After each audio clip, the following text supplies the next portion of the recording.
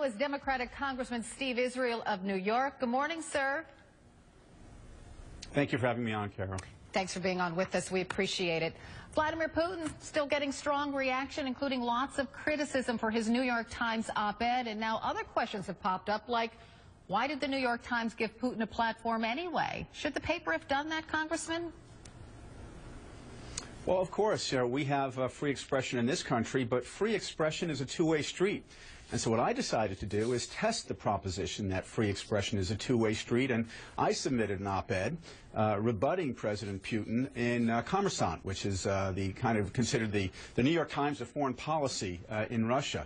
And I'm pleased to tell you that literally a few minutes ago, en route to join you, we heard that it is the intention of that newspaper to translate my op-ed and actually run it on Monday. Now, we'll see whether it actually runs. I'm optimistic that the Russians agree that free speech is a two-way street, and we'll see if that free speech dead ends before now and Monday.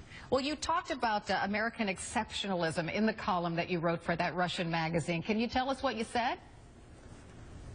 Yeah, here was my point to the Russian people.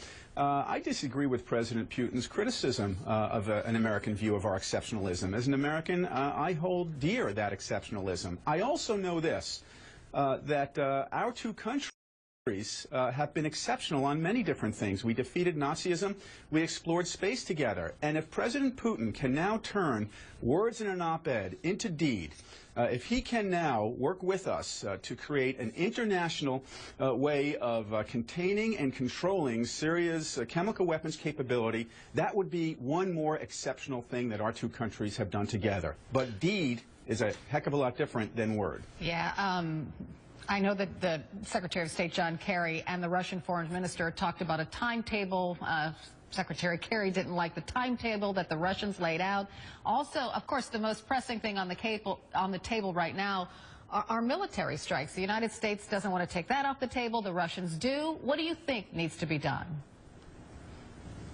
Well, I think that we have to continue to vet the Russian proposal out, and that's exactly what we're doing. We have to put it in a pressure cooker and make sure that it can withstand the pressure. So Secretary Kerry and Minister Lavrov will continue to talk over the next day or two.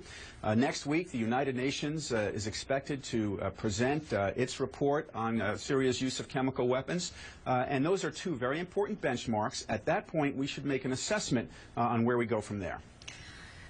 Can you guess at a conclusion? Because nobody much can right now. Everything seems so up in the air and kind of messy and kind of scary, frankly. We have learned one thing about this process from the Russians and from the Syrians, that the only thing that you can predict is the unpredictable. And we have an obligation to make sure that we are not allowing countries to use chemical weapons, not only against their own citizens, but to threaten our core interests. That has to be the strategic objective. How we get there remains fluid. Congressman Steve Israel of New York, thank you so much for joining us this morning. Thank you, Carol.